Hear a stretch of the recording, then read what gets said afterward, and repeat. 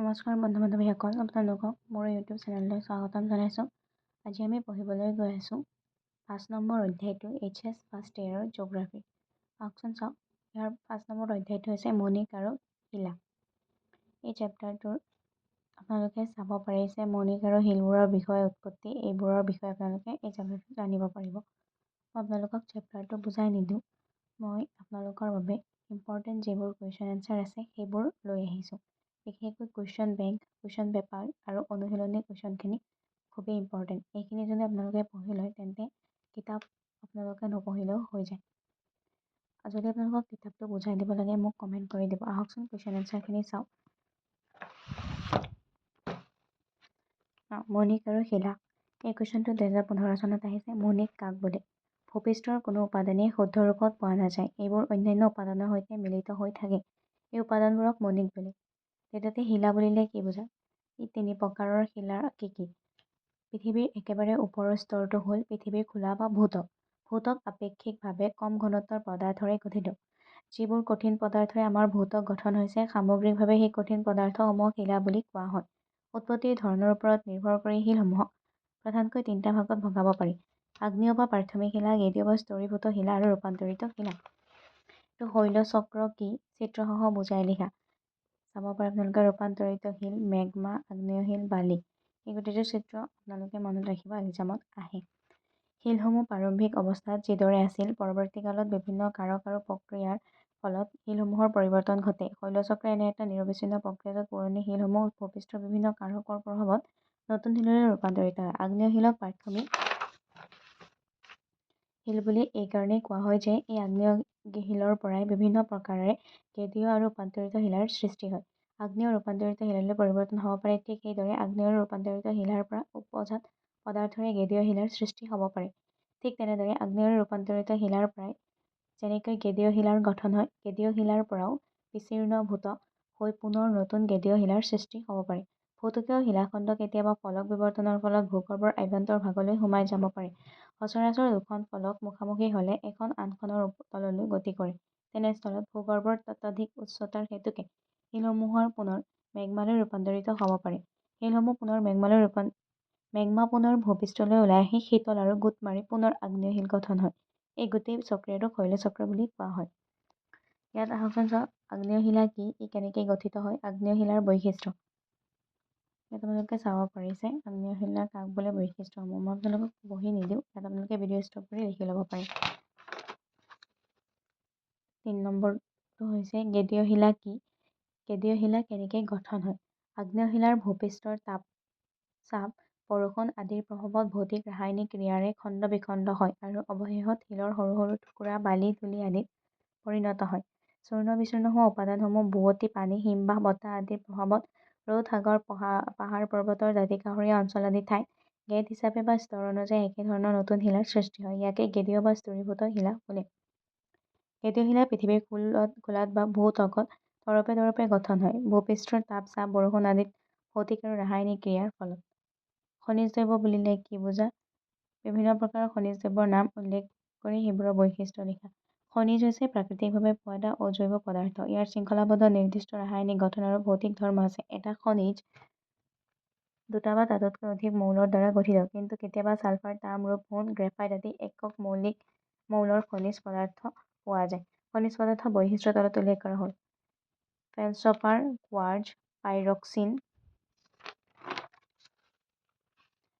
এমফিবল, অভ্ৰ বা বালিচন্দা, ওলিভিন আদি।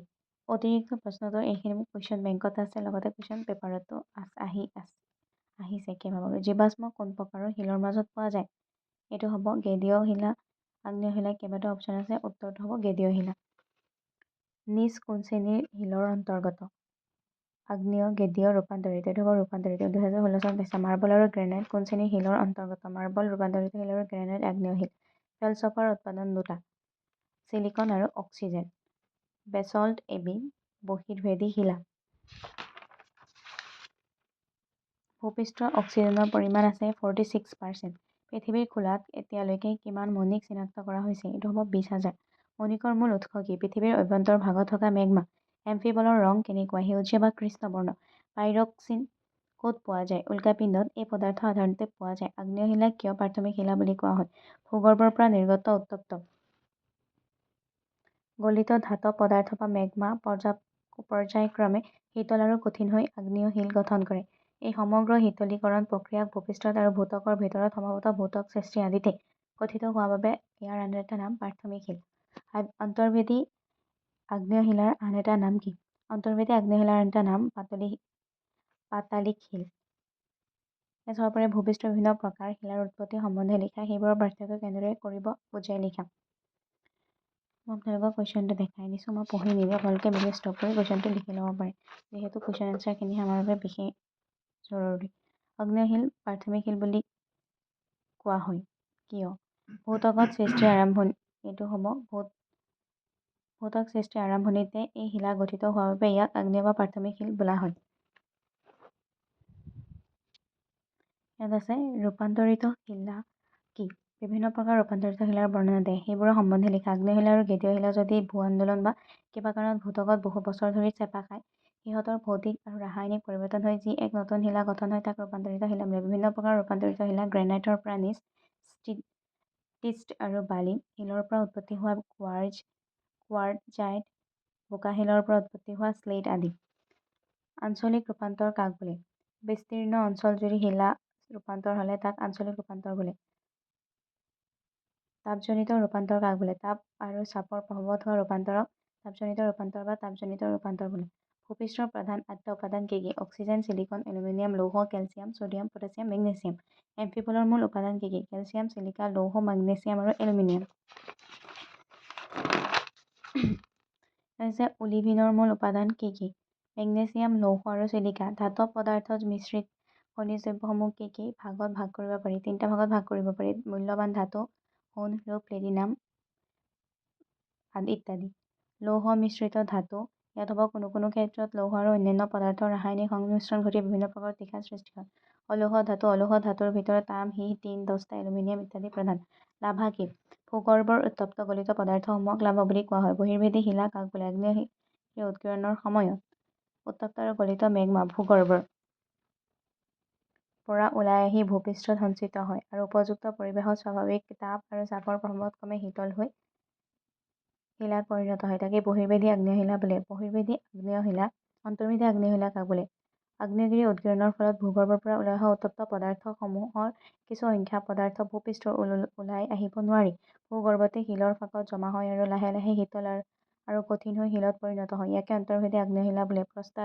প্ৰস্তৰীভৱন কাক বোলে? আগ্নেয় শিলাত শীত আৰু তাপ, বায়ুৰ চাপ, বৰষুণ আদি ভৌতিক আৰু ৰাসায়নিক ক্ৰিয়াৰ ফলত দুৰ্বল হৈ ভাঙি খণ্ড হয় আৰু অৱশেষত শিলৰ টুকুৰা, ধূলি-বালি আদিত পৰিণত হয় আৰু সেইসমূহক বোৱতী পানী, হিম বা বতাহ আদি কাৰকে প্ৰভাৱিত কৰি নি একোটা নিৰ্দিষ্ট অঞ্চলত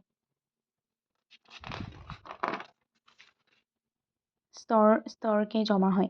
কালক্ৰমত ওপৰৰ অৱক্ষেপনৰ চাপ, ভূগৰ্ভৰ উত্তাপ আৰু জীৱদেহৰ অৱশিষ্ট অংশৰ উপৰিও চূণশিল, লৌহ পদাৰ্থ আদিৰ সংযোজনৰ ফলত গেটবোৰ কঠিন হৈ শিলাত পৰিণত হয়। এই সমগ্ৰ প্ৰক্ৰিয়াটোক প্ৰস্তৰীভৱন বোলে।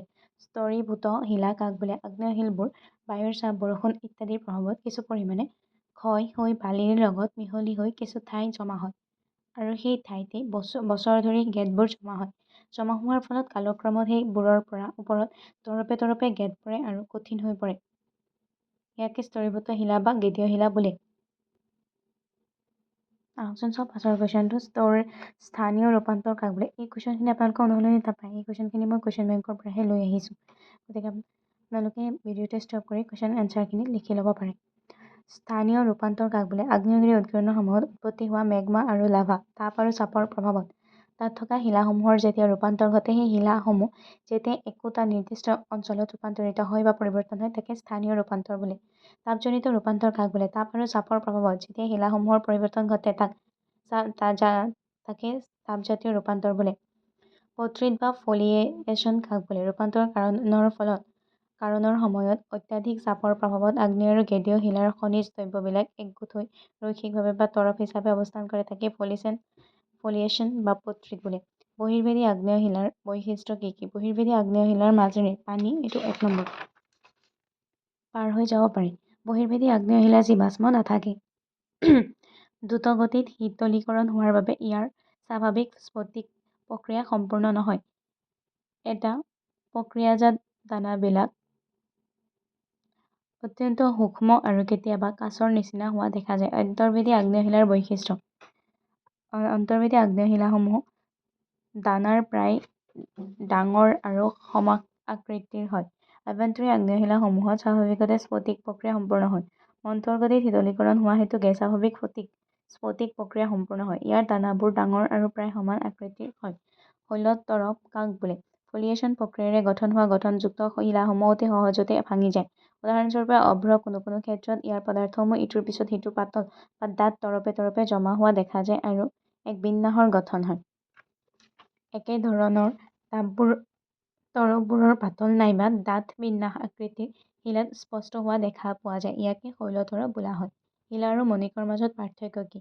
শিলা মূলতঃ তিনি প্ৰকাৰ, আনহাতে পৃথিৱীৰ খোলাটো মণিকৰ প্ৰকাৰ প্ৰায় ২০,০০০ বিধ। শিলাবোৰ মণিকৰ সমষ্টি, আনহাতে মণিকবোৰ এক বা একাধিক প্ৰকাৰৰ মৌলিক পদাৰ্থৰ সংযোগত গঠন হয়। শিলাসমূহৰ কোনো নিৰ্দিষ্ট আকাৰ-আকৃতি নাথাকে, আনহাতে মণিকবোৰৰ নিৰ্দিষ্ট আকাৰ আছে।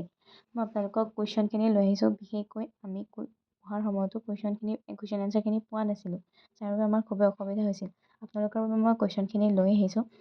আপোনালোকক মই অকল অনুশীলনী কুৱেশ্যনেই নহয়, কুৱেশ্যন বেংক, কুৱেশ্যন পেপাৰ কুৱেশ্যনখিনিও লগতে অনুশীলনী কুৱেশ্যনখিনিও ছল্ভ কৰি দিছোঁ। আপোনালোকে ইয়াত চাব পাৰে আৰু মই আপোনালোকক MCQখিনিও লৈ আহিছোঁ আপোনালোকৰ বাবে। ইয়াত চাব পাৰে গ্ৰেনাইটৰ গঠনৰ মূল উপাদান কোন দুবিধ? চিলিকা আৰু এলুমিনিয়াম। তলত উল্লেখ কৰা কোনটো ৰূপান্তৰিত শিলাৰ স্পষ্ট বৈশিষ্ট্য? এইটো ফলিয়েশ্যন। কোনবিধ খনিজ দ্ৰব্য এক উপাদানেৰে গঠিত হয়? অভ্ৰ। আটাইতকৈ কঠিন খনিজ দ্ৰব্য কোনবিধ? হীৰা। তলত উল্লেখ কৰা কোনবিধ গেদীয় শিলা নহয়? এইটো মাৰ্বল। এই কুৱেশ্যনখিনিৰ লগতে মই কুৱেশ্যন বেংক, কুৱেশ্যন পেপাৰৰ কুৱেশ্যনখিনিও আপোনালোকক ছল্ভ কৰি দিছোঁ। আপোনালোকে ভিডিঅ'খিনি ষ্টপ কৰি কুৱেশ্যনখিনি লিখি ল'ব আৰু এবাৰ পঢ়ি গ'লে আপোনালোকৰ মনত থাকি যাব। আপোনালোকে মোৰ চেনেলটো ছাবস্ক্ৰাইব কৰি দিব, লগতে ভিডিঅ' চাই লাইক, শ্বেয়াৰ আৰু কমেণ্ট কৰিবলৈ নাপাহৰিব। ধন্যবাদ।